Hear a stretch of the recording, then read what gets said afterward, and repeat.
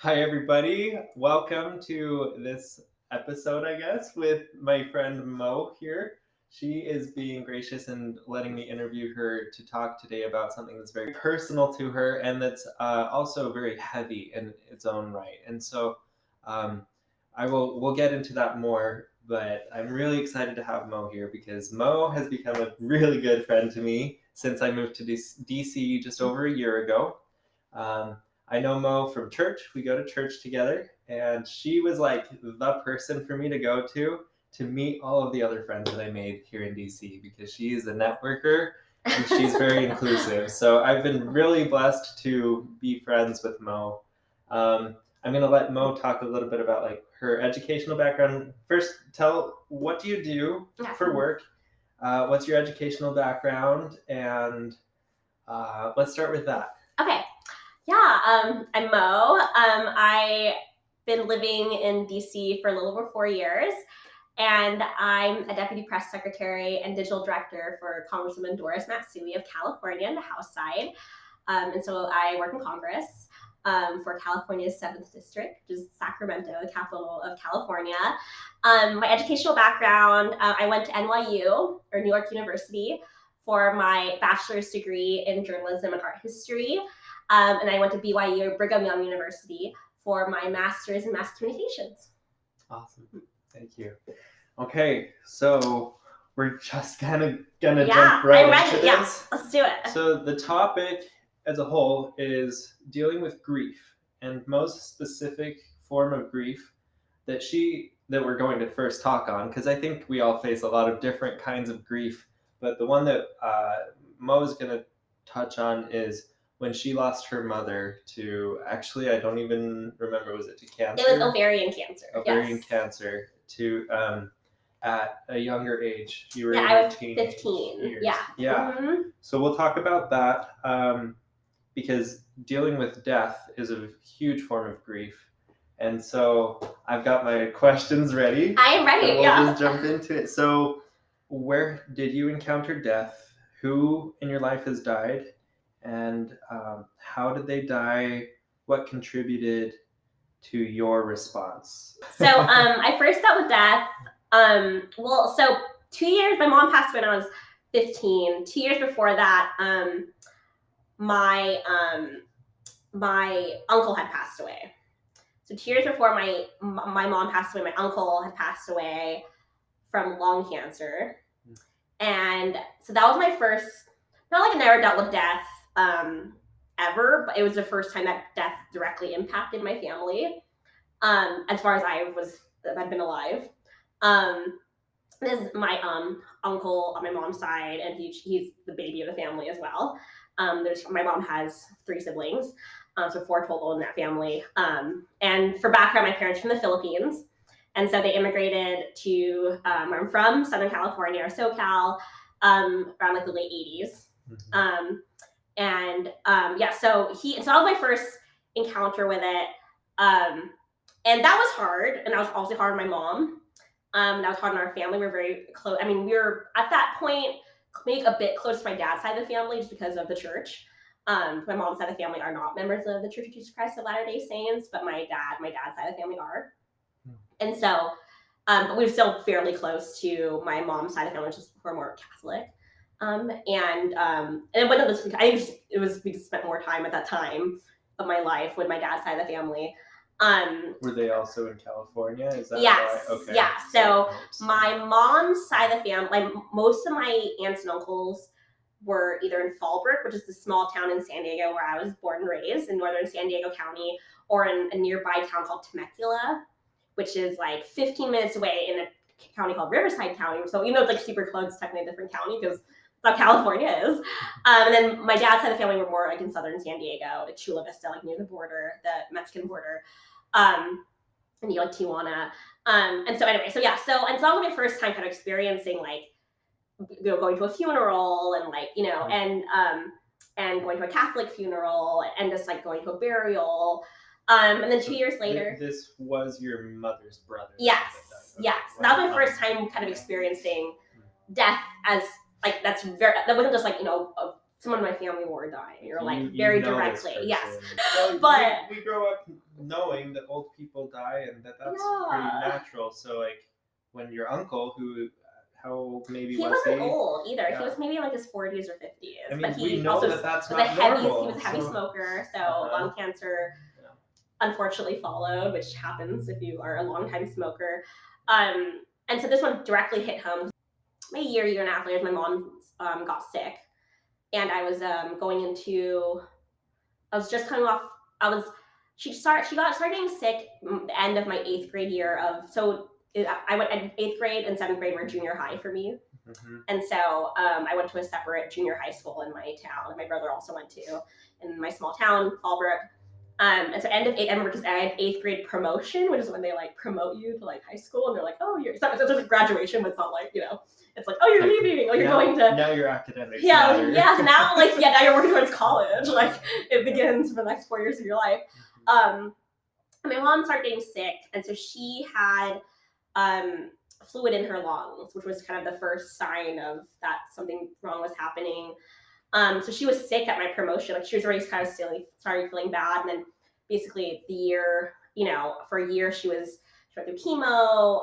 She had a lot of biopsies, a lot of really painful things that was hard for me and my dad and my brother. I just have one brother, for us to see my mom go through. And for background for that, my mom was a nurse, and so we're used to seeing her take care of people. And my mom's sister, her older sister, was also a nurse. They were nurses in the same hospital in Fallbrook, in the same nursing home, and so like they worked together.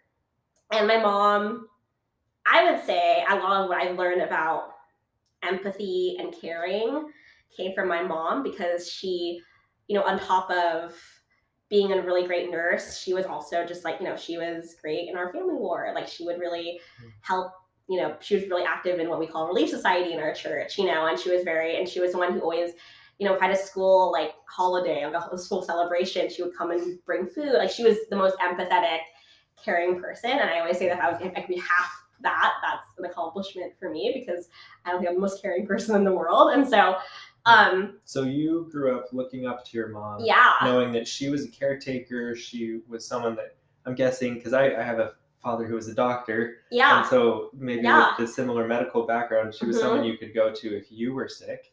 And she knew how to make everything better. Yeah, if we had like a cold, like my brother and I, had a fever, or like if we we grew up playing sports, so if we sprained something, which I did a lot. I grew up playing soccer. Like that was, that she knew what to do. And so it was definitely a reality check to see her being the one taken care of, and her not having the physical strength to help or do things herself. So that happened for a year. And I remember vividly the summer that she passed away, because I was going through I had summer school for driver's ed.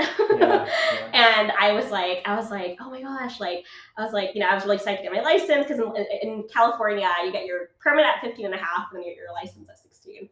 And so I was like really excited. But at the same time, I was also like, when my dad would pick me up from driver's ed, he would take me to the hospital. We'd visit my mom. And then when my mom passed away, and I was going into my sophomore year of high school, and it was actually it was right before, end of summer, before my sophomore year of high school. That was when it was very much like my world. I mean, I always say it's a turning point in my entire life, because I didn't know what it was like to not have my mom, and I have to live now the rest of my life without knowing how to physically have my mom here. And when it happened, it was very surreal. I remember we had the funeral at our church building. I remember we went to go bury her, and she's buried in a cemetery in Fallbrook, next to in the same cemetery as my cousin, who died 2 years after my mom. Wow. Yeah, and then she's buried next to my uncle, who died 2 years before. And so they're buried together in the cemetery, and then my cousin's buried nearby, but they're in the same cemetery. I feel like that was my first time with understanding grief. Yeah. it was the first time I saw my dad really step up to become both my mom and my dad, of which he's been amazing at both, since I was 15. My brother and I, like, it was the first time. It was just surreal. Like, it's very, I mean, I think I'm now years, because I'm now like older. It's been over 10 years where I can think of like her last breath. And that was really hard. Were you there for I was that? there for her last breath. I was there when they carried her out of the nursing home that she was at the time for her last days. And the really like profound part was my aunt and some of her coworkers were taking care of her. Wow. So these are people like she used to work with. So there's a lot of significance. There's a lot of significance. Wow. Yeah. So it was my aunt. So we say aunt in Tagalog, which is the language of the Philippines, is tita. So my tita Linda was there, who's my mom's older sister. And so a lot of her coworkers who we knew, because my mom had been working there for a long time. And so, like, I remember she took her last breath. My mom at this point was very skinny. She barely had any hair. And that was really hard for my mom, because she's like me. We're very vain, and we're very just like. You have great hair. We have great hair. Filipinos have great hair. I'm very blessed. And she wore a lot of really cute hats, of which we still own. Have those hats back home. My dad will never donate them or throw them away, which understandably I know why. And so she had really cute hats because she lost a lot of hair during chemo. So I remember, because she wasn't my mom. I remember she couldn't speak anymore. She was breathing really hard, and it was one of those things where it was just like, and then we were all surrounding her. Sorry. And then she took her last breath, and then that was it. And then and then they, at some point, they wheeled her out, and then my dad, my brother, and I went home, and it was just like, I think I must have stayed in my room like the entire time. It was so difficult. And I have tissues here. Thank you. Sorry, I should have prepared for that. I am prepared for it. Thank you. And so I'm glad I'm not wearing any makeup today. This is great. Like mascara city. Yeah, and I remember that, and that was and that's still a vivid memory in my mind, even though it's been a long time. And so I'm sure this is not, hopefully this is answering your question. It is. That's the story of what happened to whom. And so that was, and then also we had the funeral, and we had the burial, and that was also, I mean, it was not just like it wasn't like a one day thing, obviously. So like it was, the funeral was later that week, and I think it was a week after, and her burial, and just like learning also, especially when I started high school again in the fall, being like, oh, my mom's not gonna be home, or like she's not leaving for her shift at night, or like she's not gonna come to my like lacrosse games, or she's not gonna come pick me up, or like she's not gonna have snacks ready for me. I will say my sophomore year of high school was definitely like my toughest year. And I think it's also when I think my mental health kind of problems also began, because there was a lot of just like grief. For me, being someone who's religious, being very angry at God, and being very like, why would you take away my mom during this very angsty period of my life? Why did she have to get cancer? Why did she have to, And so it was, I would say that my sophomore year of high school was really when I had to like start facing grief, and I really started questioning God and being like, why is this happening?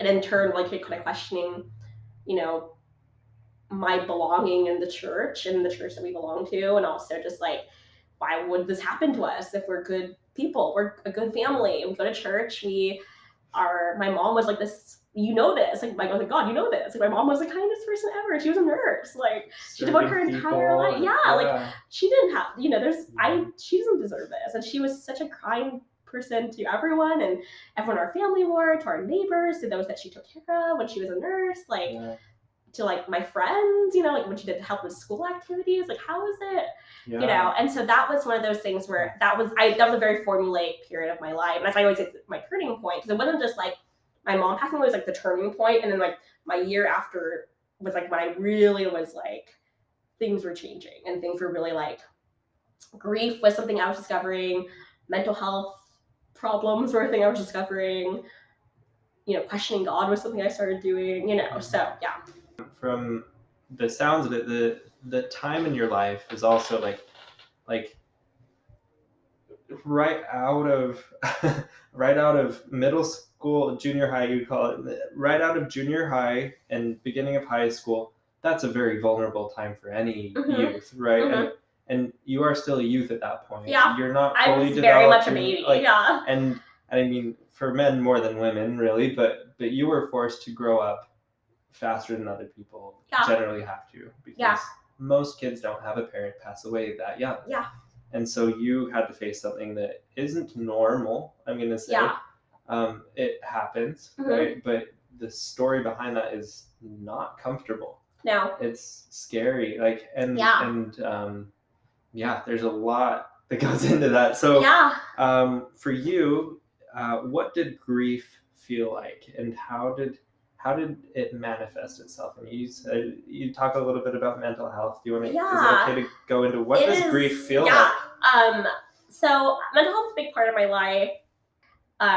It's been over 15 years since, or like almost like around 15 years, 14 years since my mom passed away. I think for me, like, I mean, like I said, grief was very like tangible. It was like my mom's no longer there. She's no longer gonna be, doing all the things that I grown up for the last 15 years doing. So and that's loss. That's right? Loss. Like, yeah, it was physical, like tangible. Like you go home, she's not there.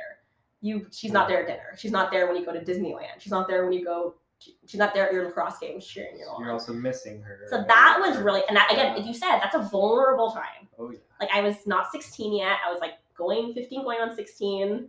I was already angsty because teenagers are, right? You're always like, you just are. Yeah, that was very much, my life to that point was very much like about popularity and like sports and like the things that you talk about, and for me, like I loved high school. So it was like one of those things where I was like, yeah, like my life is perfect. And then like that happened. That's for mental health. That's the first thing was I grew up, I still have problems with perfectionism because I grew up with people telling me your life is perfect, you're pretty, you're smart, you're righteous, you're everything, you're the whole package. And so I thought that my life was kind of like nothing could break the stained glass window that was my perfect life. Yeah. And then this happened, and I was like, shattered. Whoa! And I was like, wait, no, like this is not supposed to happen. My life is perfect. Like why? And I'm doing all the right things. I'm going to church. I'm like a God-fearing person. How like you blessed me with all these things. How am I supposed like you as God? Like, and so I think for me that was my first thing with in terms of my mental health. Grief really led me to realizing that perfectionism was a thing I had issues with. Yeah. And that my life wasn't perfect, and that my life, it wasn't like I was infallible or anything. It was like something could break that stained glass window that I thought could never be broken. I think definitely, and I think this came out more later in my life, but definitely kind of starting to see the signs of depression and anxiety, of which is now a major part of my life. Obviously depression because my mom isn't there anymore, and so grief really led to the depression in terms of like realizing, all my other friends had their moms and they all had, they could go do things, or especially in the church, like moms are a big part of motherhood's a huge big part of church. So like if there was like a mutual activity where like our moms, a youth activity where our moms would be there. They'd drop you off, pick you up, or sometimes they lead the activity. Or like I remember my dad would come, which was great. They weren't like anti my dad coming, but it was like, my dad was like, my dad's not a woman, or like, I mean, it was like, it was different, and then anxiety I think came later, but definitely just like, just knowing that that could happen to me, that something could be taken away from me that was so major and important. I mean, I've had friends, like best friends, tell me it's their fear for one of their parents to pass away. I still have that fear. Yeah, and a lot of our friends that we have told me the same thing, and all of you obviously still have your parents at our ages of like in our late 20s, early 30s, or like mid 20s, and like I don't. And so I think for me that was a big deal to be like, oh, I'm like different. I think there's anxiety with being different. So there's like this vulnerability that you're like, oh no, I'm not invincible. Yeah, I'm not invincible. And also I'm different from everyone. Like you are. Yeah, I'm not invincible. I'm not perfect. And then that brought anxiety because I was like, wait, I'm not like everyone else. I'm different because I don't have a mom anymore. Like, everyone has a mom. And I grew up in a very cookie cutter, small town, mostly white, like conservative towns. Like everyone had a mom, and it was just like how it was.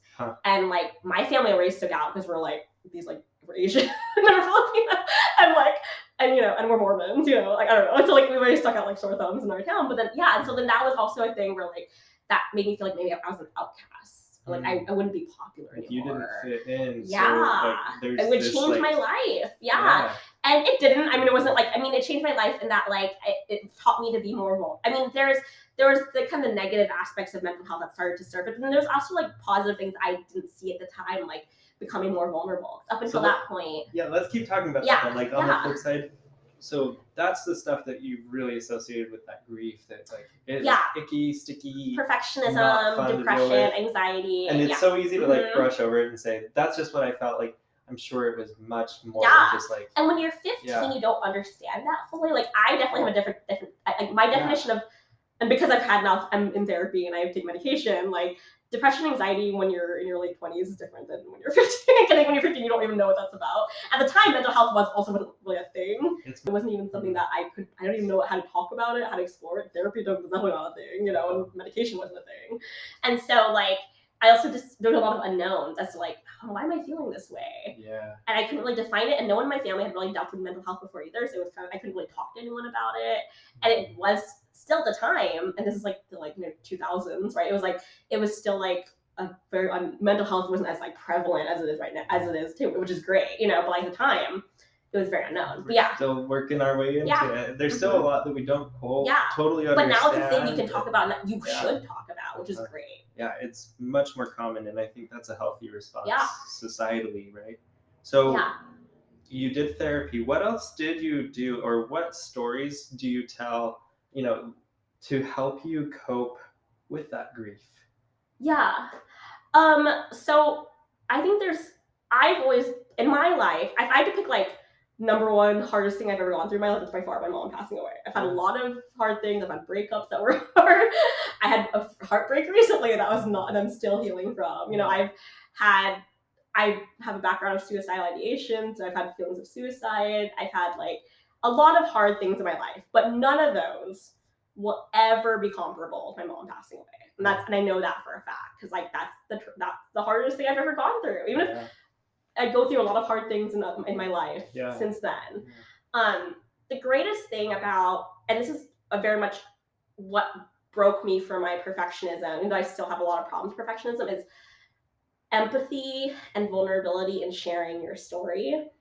And I used to be very scared of that because I wanted to uphold this perfectionism, like my life is great. And so like I can't talk about the things that I'm sad about. But when I started, and this was more in my early 20s, and especially when I was at BYU, when I was there for grad school, and this is when I really was going through it, like mental health wise. I was really starting to go to therapy and starting to take medication. When I shared, not everyone has had a parent pass away, but some have. And even if it isn't directly like your parents passed away, even if you've gone through something really hard, even if it's like a friend passing away or like what, or even if it has nothing to do with death, it's a really hard time. There's so much power. And this is something I'm very blessed to have. And I think it's because of the trials I've had. I believe that God gives us trials for us to become better. Mm-hmm. And I think one of the ways that this, not saying that like, obviously like God like caused my mom to pass away, but like, I it's like, I went through this, the hardest thing in my life that led to a lot of mental health things that I still have. And one of the great things that helped me cope with it is being able to share my story and be empathetic and be vulnerable, because that way I could connect with people. Again, whether it was they directly had a parent pass away, and I could be like, I know exactly, like I just had a friend who works on the Hill whose dad just passed away suddenly. You know how to talk with that friend, right? And a friend of mine who works for, I think she still works at the Democratic campaign arm of the Senate, which is DSCC, but her dad just, it was very sudden. Mm-hmm. And I remember writing a comment on her Instagram being like, if you ever want to talk, let me know. And she even wrote back, she said, I'm thinking of your mom too. And so she remembered when I told her that. Yeah. And so that made me almost cry, because I was like, that's the impact, right? That's the impact of like, I know what it's like. And she remembers, I know you know what it's like, if you told me, Yeah. She even said, she goes, thank you so much, I'm thinking of your mom too. So that's cool that you already you had put yourself in that emotionally vulnerable state. She didn't, it was unexpected. Yeah. You didn't know that her dad was going to die. But you're open enough. You're vulnerable, which is inherently scary. Vulnerability means that you are like open to attack. And so like it's inherently very scary to be vulnerable, because you're exposed. So like something naturally we don't want to be vulnerable, but like you did that, and because you did that, you were able to be in a place to help someone else. That's so cool. Yeah, that I will say, mental health is not fun, and I will be the first one to say that. Depression, anxiety, grief, whatever you have is not fun. But and you know this, I mean, I'm very open about it with my friends, my family, obviously, like my family I obviously talk about all the time. My friends, I'm very open about on social media, which is, I'm very open with people I know, who I trust, like my friend who just had her dad pass away. Because it's a part of my life. It's a turning point of my life. I will never, there is something beautiful about seeing a trial like that and realizing the good that came out of it. And I think for me, I'm much more empathetic than I was prior to that. And I was 15, so how empathetic can you be at 15, really? And then I was, you're going through a lot on your own that you have so much change. You're not critically thinking as much, I think, at 15. Your brain's not fully developed yet. I cared about popularity in sports. So, it wasn't I was caring about and so I was thinking about my brain and my feelings, and so it made me more. I will always say there's something so powerful about, even though it is scary, and it is scary when you open yourself up, and believe me, this was a journey for me. It was I was just one day I was I'm just gonna share everything. And you're still on this journey. I'm still on this journey, yeah. My mom, I felt it was so important because it's such a huge part of me, and because it is the hardest trial that I've ever gone through in my life, and I've, in a sense, gotten through it, and that I'm still here, but I'm still going through it every day, because grief is something that cannot be erased, but it has to be endured. I recommend, there's a really good interview that Stephen Colbert did with, I think, Anderson Cooper, that I'm sure you can find on YouTube. And because when Stephen Colbert had his dad and two of his brothers died in a plane crash when he was little, and he grew up in a very large Irish family. And Anderson Cooper also has death in his family, and so they talk about grief, and it's really good. And it really has helped me about many things. But I think that was basically a paraphrase quote from that interview: that grief cannot be erased; it has to be endured. So you can't eliminate grief, but you have to learn to endure with it. And I think what's helped me is being able to share it with people and be like, this is a big part of my life, and this has made me the empathetic, vulnerable person that I am, and I wouldn't change that for the world now. I love that I can be that open, and I can help people like my friend who just had her dad pass away. That it has an impact on people, whether you've had death or not. It impacts, it's a sad part, it's a sad moment, but be able to help someone, especially if they are directly going through a death in their family or a close friend for whatever reason, whether it's natural, suicide, violence, whatever it may be. That's one of the most important things I can do as a purpose of my life in this world. So definitely. Okay. Well, so on that topic, I think that you and I are we have become closer friends because we've been able to be vulnerable together. And so I completely agree with the idea that I always like to say that vulnerability begets vulnerability in other people. Once somebody is willing to open up and share, that it just helps other people feel safe, and they can share their honest thoughts, feelings, past experiences, so that we can and it's cool because you have to be vulnerable in order to find healing. And to and part of our healing is often finding a community where we feel safe and accepted for either who we are, what we've been through, what we've done, and you've been really good at doing that for me as a friend. Yeah. So it's worth sharing that. Same. I hope so. Let's see. So are there other actions that you have done that have helped you cope with your mother's death? Obviously, I think number one thing, like you said, is being able to share that story with others if you feel comfortable about it. I 100% agree. I think healing from my grief or enduring it, I guess, in the sense of what I said earlier, is it helps to talk about it. I'm not someone who bottles things up, nor is it good, I guess, in general, to bottle things up and keep them inside. On that note, do you talk about it with everybody? Do you select certain people? How do you choose someone to talk about it? I think for me, it's someone I usually trust that person. So usually it's a very close friend.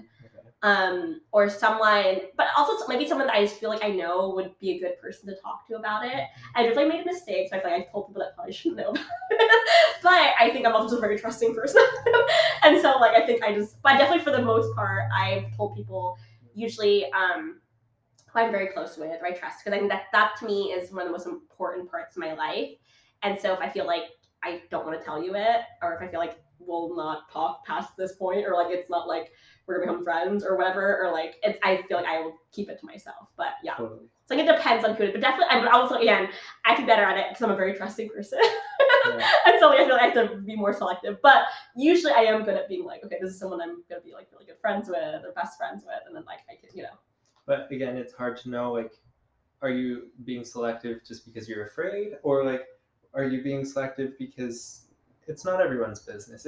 Because it truly it's not. It's also a downer. I feel like people, unless they ask about it, I don't bring it up. So if like someone asks me about my parents, and I'll say, "Oh, my dad's in California. My mom passed away when I was 15," and then that opens the conversation, right? Or if I feel like I feel like we're at a point where like in the conversation where I can really feel like, okay, I mean, it's very much gauging. I don't think I just like a formulaic way. I think for me, it's just like my heart being like, oh, this person's really nice, and I feel like they'll understand that this is like, and then I'll say it.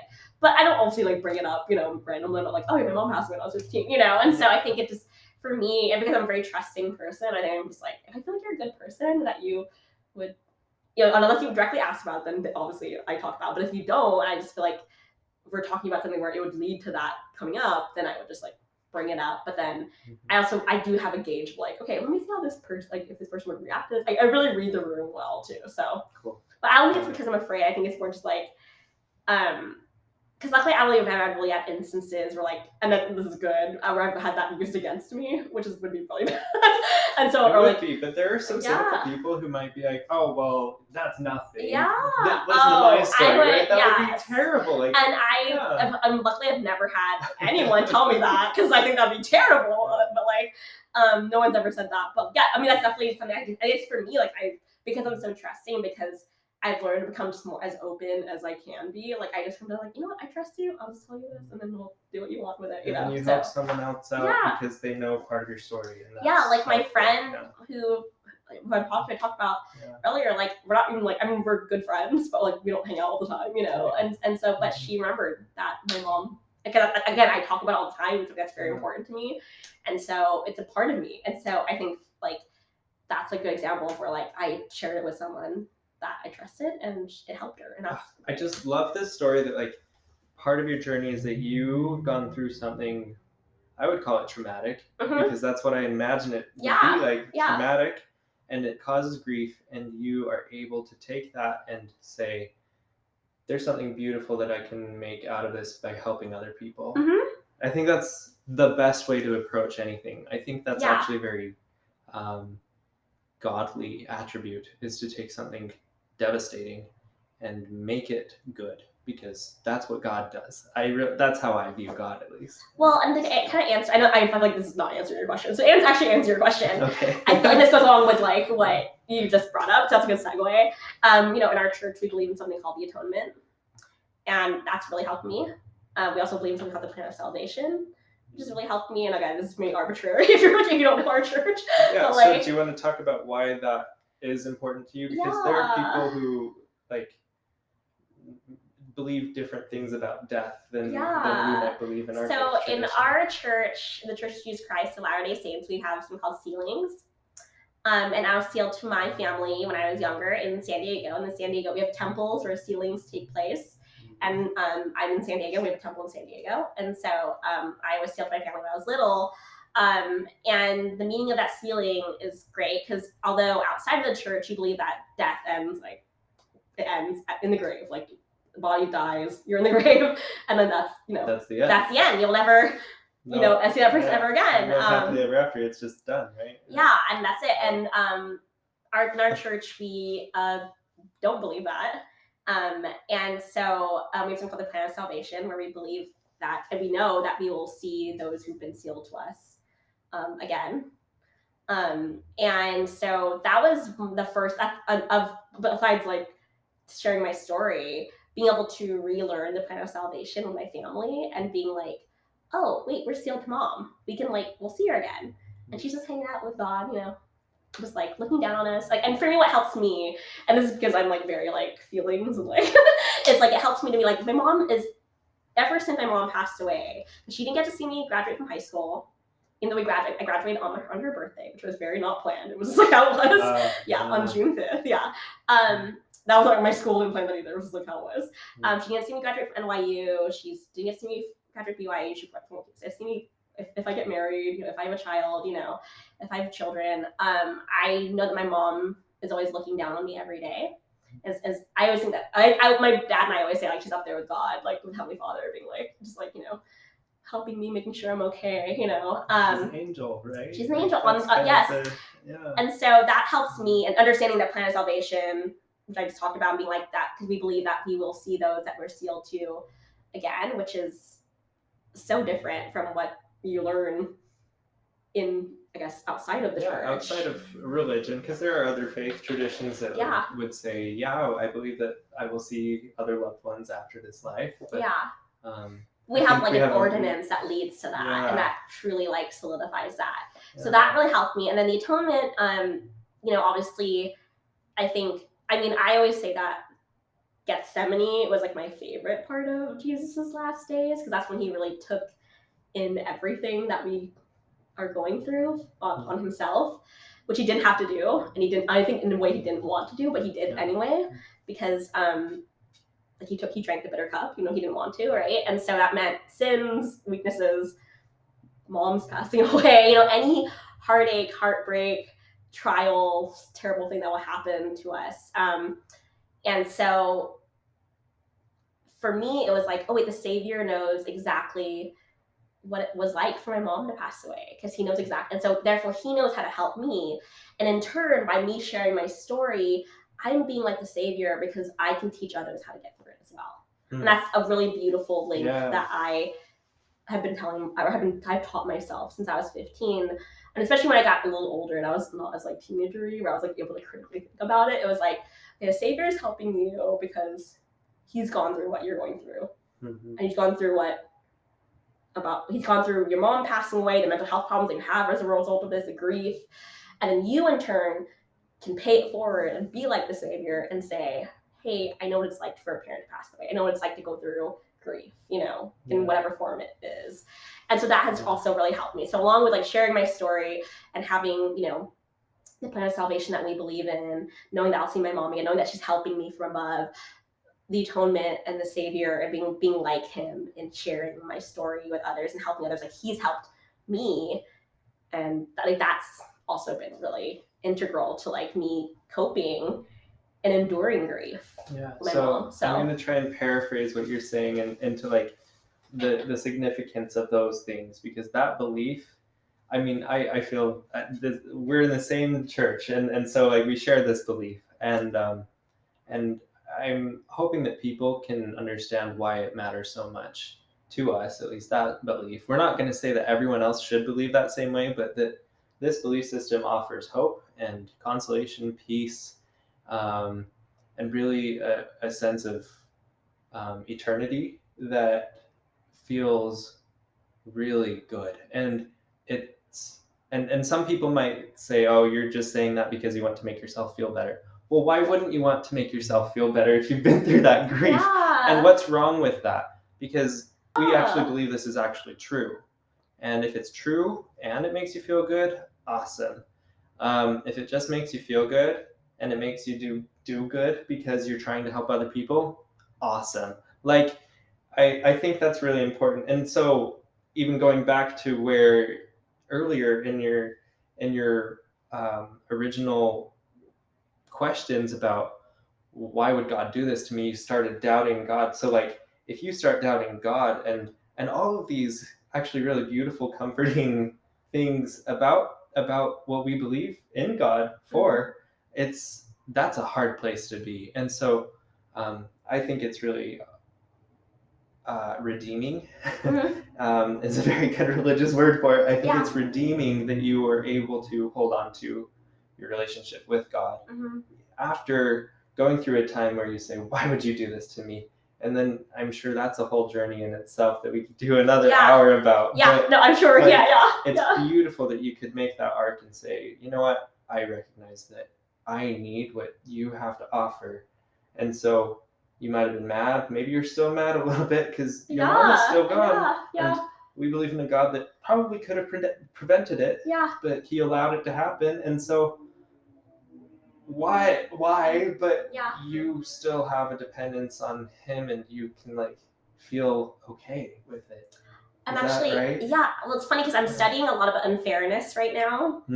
And so I'm reading a lot of talks from our church about unfairness. And I want to start also like reading in scriptures about unfairness because I'm very bad at understanding why unfair things, even despite my mom passing away, like I've had unfair things happen to me recently, and that's I feel like I'm really bad at unfairness. I have to kind of relearn, and I'm also terrible at forgiving. I always feel like forgiving is the hardest.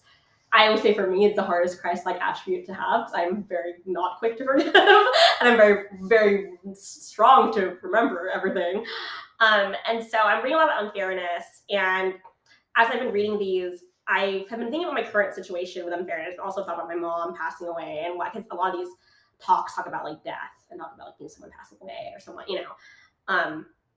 or like, I think one of them's about like mentions a divorce, and one of them's about, these really sad things, but one of them is about someone getting an illness, right? Like my mom did, like getting cancer. And so as I read these just last night, so they're very fresh in my mind, but I've been reading them I've been reading them the last 2 days. And like, guys, before I go to bed, I read these talks about these talks from our church about unfairness. And one of the things I love, and I think I highlighted it, was about how we go through, at the end of the day, trials will always be for our good, no matter how painful. But also, God isn't going to leave us alone as we go through it. So it's not like God's going to be like, oh yeah, I could have prevented this, but I didn't, and so deal with it. Like, bye. It's like, no, I promise what you're. And for me, what I've seen from my mom passing away is having empathy, having vulnerability, which a lot of people don't have, I don't think.